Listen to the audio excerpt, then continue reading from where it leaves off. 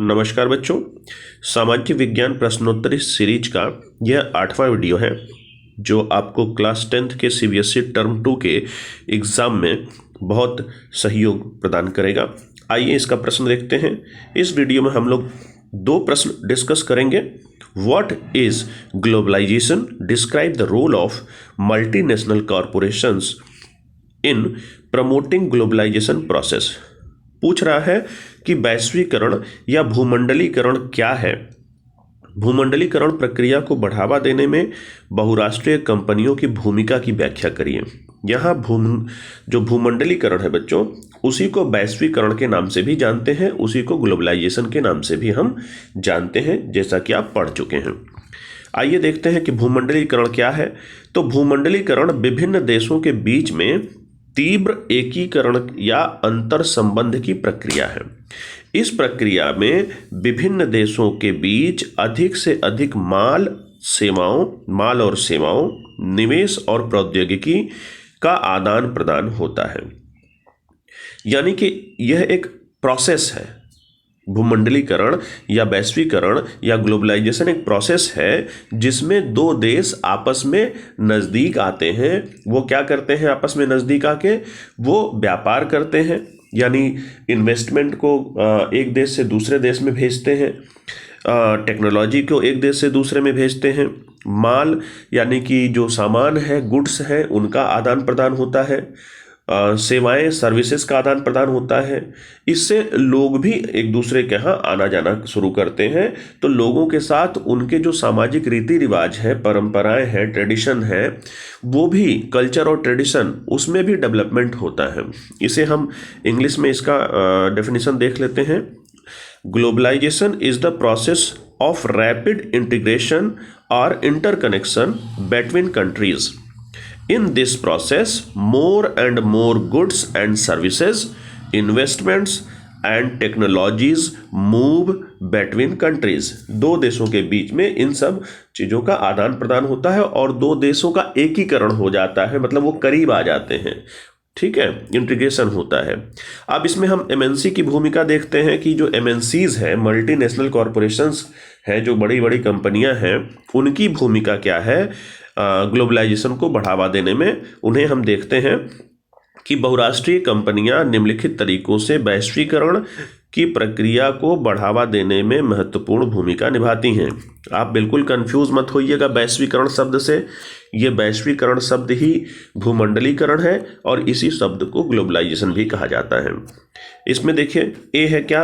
वे बेहतर प्रौद्योगिकी के हस्तांतरण के लिए एजेंट के रूप में काम करते हैं। यानी जो एमएनसीज होते हैं वो जब किसी दूसरे देश में अपना सेटअप लगाते हैं, अपने प्रोडक्शन यूनिट लगाते हैं बच्चों, तो वो क्या करते हैं कि नई टेक्नोलॉजी लेकर उस देश में जाते हैं। तो ये क्या करते हैं कि एजेंट की भूमिका निभाते हैं, जो न्यू टेक्नोलॉजी या मॉडर्न टेक्नोलॉजी है उसको ले जाने के रूप में। बी क्या है? बहुराष्ट्रीय कंपनियां अविकसित देशों को उन्नत तकनीक, निर्माण प्रक्रिया और बेहतर कौशल प्रदान करने में सहयोग प्रदान करती हैं। जो अंडर डेवलप कंट्रीज़ हैं बच्चों, वहाँ पर जब ये कंपनियाँ जाती हैं तो वो न्यू टेक्नोलॉजी के साथ तो जाती ही हैं, उसके अलावा वहाँ जो अपना सेटअप डालती हैं, जो प्रोडक्शन यूनिट डालती हैं, उस प्रोडक्शन यूनिट के साथ वहाँ के इंफ्रास्ट्रक्चर डेवलपमेंट में भी उनकी भूमिका होती है। इंफ्रास्ट्रक्चर डेवलपमेंट क्या होता है? वहाँ सड़कें हैं, सड़कों का निर्माण करवाते हैं, बिल्डिंग्स का निर्माण करवाते हैं, वहाँ पे वो बिजली की व्यवस्था सुधारते हैं और स्कूल, कॉलेजेस, हॉस्पिटल्स ये सब वहाँ पे बनवाते हैं, जिससे उस देश में निर्माण प्रक्रिया को बढ़ावा मिलता है।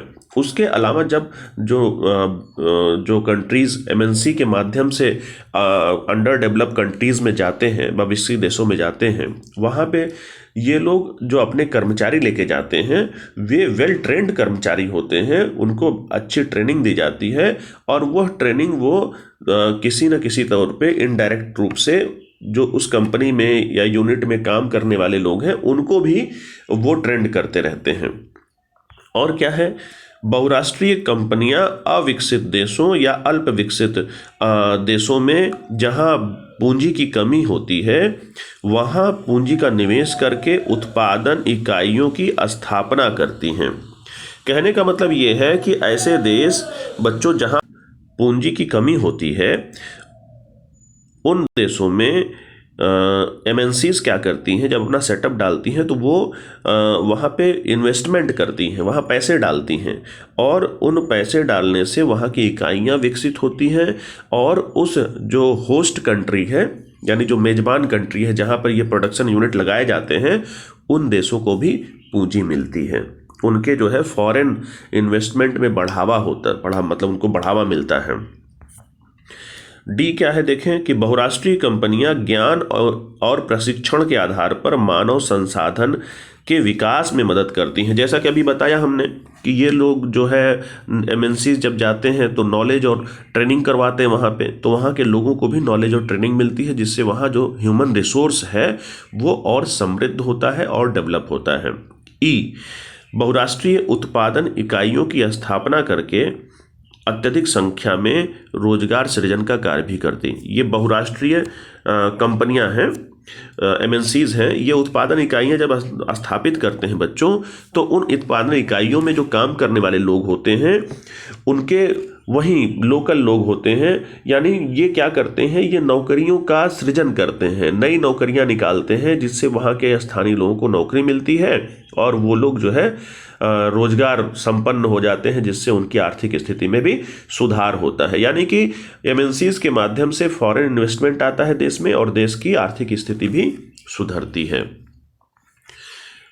और नेक्स्ट क्या है कि बहुराष्ट्रीय कंपनियों के संचालन का मेजबान देश के भुगतान संतुलन खाते पर अनुकूल प्रभाव पड़ता है। भुगतान संतुलन क्या होता है बच्चों, कि जब कोई देश ग्लोबलाइजेशन प्रोसेस में आता है तो वह दूसरे देशों के साथ या तो सामान बेचता है या तो सामान खरीदता है, और भुगतान संतुलन की स्थिति वह स्थिति है कि जब फॉरेन मतलब विदेश से जो सामान लाया जाता है और या विदेश में जो सामान बेचा जाता है, उनके बीच एक बैलेंस होना चाहिए। मतलब आपने अगर 100 रुपये का सामान बेचा है तो आप 100 रुपये का सामान वहाँ से मंगाएं, तब ये स्थिति संतुलन यानी बैलेंस की स्थिति होती है। लेकिन हो सकता है आपने 100 रुपये का सामान मंगाया है और आपने 120 रुपये का सामान बेचा है, तब आप मतलब पॉजिटिव स्थिति में है, पॉजिटिव कंडीशन में है, धनात्मक स्थिति में है, आपने 20 रुपये का सामान ज़्यादा बेचा है।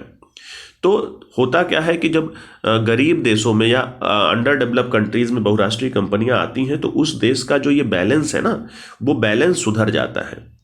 इसी को भुगतान संतुलन में सुधार कहते हैं। तो इस तरह से हमने देखा बच्चों, आप जो लोग इंग्लिश में लिखते हैं, इंग्लिश मीडियम के बच्चे, वो लोग इस स्लाइड को पॉज करके देखेंगे। इसी आंसर को हमने इंग्लिश में यहाँ टाइप करके दिया है आपकी सुविधा के लिए, आप इसे देख सकते हैं पॉज करके। अब हम नए प्रश्न पर जाते हैं, दूसरे प्रश्न पर। दूसरा प्रश्न है कि describe the impact of globalization on Indian economy with example.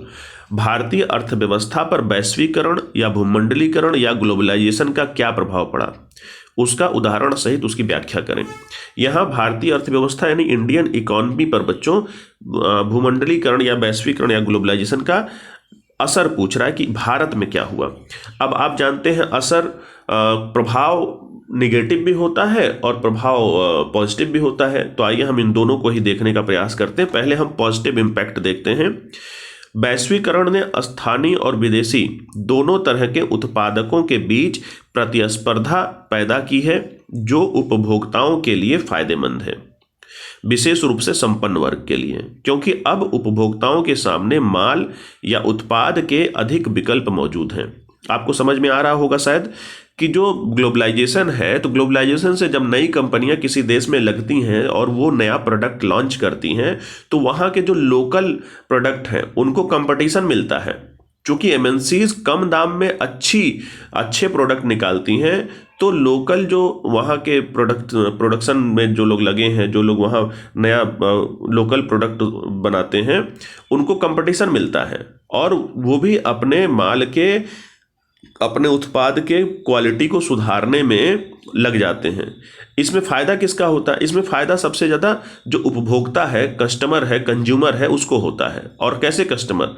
जिनके पास पैसे हैं वही तो खरीदेंगे सामान। तो जिनके पास पैसे होते हैं उनके पास विकल्प मौजूद होते हैं, उनके पास जो है नया जो है नए सामानों का विकल्प मौजूद होता है, ऑप्शन मौजूद होता है। वो एक की जगह दूसरा, दूसरे की जगह तीसरा माल खरीदते हैं। यह प्रभाव पड़ा है ग्लोबलाइजेशन का कहाँ पे? हमारे दूसरा प्रभाव देखते हैं बच्चों। वैश्वीकरण ने ही कई भारतीय कंपनियों जैसे टाटा मोटर्स, इन्फोसिस और रैनबैक्सी आदि को बहुराष्ट्रीय कंपनियां बनने में सक्षम बनाया है। यानी भूमंडलीकरण या ग्लोबलाइजेशन के कारण ही भारतीय कंपनियों को भी विदेशों में जाकर अपने यूनिट स्थापित करने और आगे बढ़ने में उनको मदद मिली है, और बहुत सारी कंपनियां बहुराष्ट्रीय कंपनियां हो गई जो भारतीय कंपनियां थीं। सी क्या है कि इसने विशेष रूप से सूचना प्रौद्योगिकी सेवाएं प्रदान करने वाली कंपनियों के लिए रोजगार के नए अवसर पैदा किए हैं। इसके अलावा इलेक्ट्रॉनिक्स, सेलफोन, ऑटोमोबाइल्स और फास्ट फूड जैसे उद्योगों में नई नौकरियां पैदा की हैं। जैसा कि आपको बताया, एमएनसीज लगती हैं तो नई नौकरियां पैदा होती हैं। भारत में इसका प्रभाव ये हुआ बच्चों कि यहाँ जो इंफॉर्मेशन टेक्नोलॉजी बेस्ड इंडस्ट्री है उसका डेवलपमेंट हुआ, उसमें ज़्यादा नौकरियां आई हैं। इसके अलावा भारत में इलेक्ट्रॉनिक्स हैं, सेलफोन जो मोबाइल हम लोग इस्तेमाल करते हैं, मोबाइल और उसके पार्ट्स वगैरह, ऑटोमोबाइल्स यानी ये मोटरसाइकिल और कार की इंडस्ट्री जो है, और फास्ट फूड जो हम लोग पिज़्ज़ा, बर्गर और तरह तरह के जो फास्ट फूड खाते हैं, इन सब का विकास भारत में बहुत ज़्यादा हुआ, और उसमें जो है बहुत सारी नौकरियां, इन उद्योगों में बहुत सारी नौकरियों का विकास हुआ है। अगला है कि डेटा एंट्री, अकाउंटिंग, प्रशासनिक कार्यों जैसी बहुत सारी सेवाएं भारत में सस्ते में की जाती हैं और दूसरे देशों में निर्यात की जाती हैं। ऐसा वैश्वीकरण के द्वारा ही संभव हुआ है। जैसे आजकल आउटसोर्सिंग होता है बच्चों, बहुत सारे कंपनियां विदेशों से भारत को संपर्क करती हैं, और भारत में जो पढ़े लिखे ट्रेंड नौजवान हैं वो यहाँ घर पर ही बैठकर डेटा एंट्री का काम करते हैं, अकाउंटिंग का काम करते हैं, और यहाँ से इंटरनेट के माध्यम से यानी इंफॉर्मेशन टेक्नोलॉजी के माध्यम से वह अपनी सेवाएं विदेशों को प्रदान करते हैं। यह ग्लोबलाइजेशन के द्वारा ही संभव हो पाया है। उसके अलावा जो इसका जो नेगेटिव इम्पैक्ट है भारत की अर्थव्यवस्था पर ग्लोबलाइजेशन का, वह यह है कि जो छोटे छोटे जो यूनिट्स हैं भारत में, छोटे विनिर्माताओं पर इसका नकारात्मक प्रभाव पड़ा। कंपटीशन जो प्रतिस्पर्धा है, कंपटीशन के कारण कुछ उद्योग बुरी तरह प्रभावित हुए, जैसे बैटरी का उद्योग है, कैपेसिटर का उद्योग है, प्लास्टिक के खिलौने, वनस्पति तेल, ये सब जो यूनिट्स हैं, ये सब यूनिट्स कंपटीशन में खड़े नहीं रह पाए और ये सब यूनिट्स बंद हो गए। और इन यूनिट्स के बंद होने के कारण बहुत सारे जो उसमें लेबर काम करते थे, श्रमिक काम करते थे, कामगार, उनकी नौकरियां चली गई। तो इस तरह से जो है हमने देखा कि ग्लोबलाइजेशन का पॉजिटिव और निगेटिव दोनों इम्पैक्ट भारत पर पड़ा है। ये जो लोग इंग्लिश मीडियम से हैं जो बच्चे, वो ये इन स्लाइड्स को पॉज करके इसे नोट डाउन करेंगे, इसे अब जो है याद करेंगे, क्योंकि अब आपके पास समय कम बचा है। जो भी वीडियोस बच्चों आपके लिए बनाए जाते हैं उन वीडियोस को आप ध्यान से देखिए, 1 बार देखिए, 2 बार देखिए, 5 बार देखिए, जिससे आपको पढ़ने की अलग से ज़रूरत ना पड़े। इन वीडियोस को देखकर ही आपके क्वेश्चन आंसर तैयार हो जाए।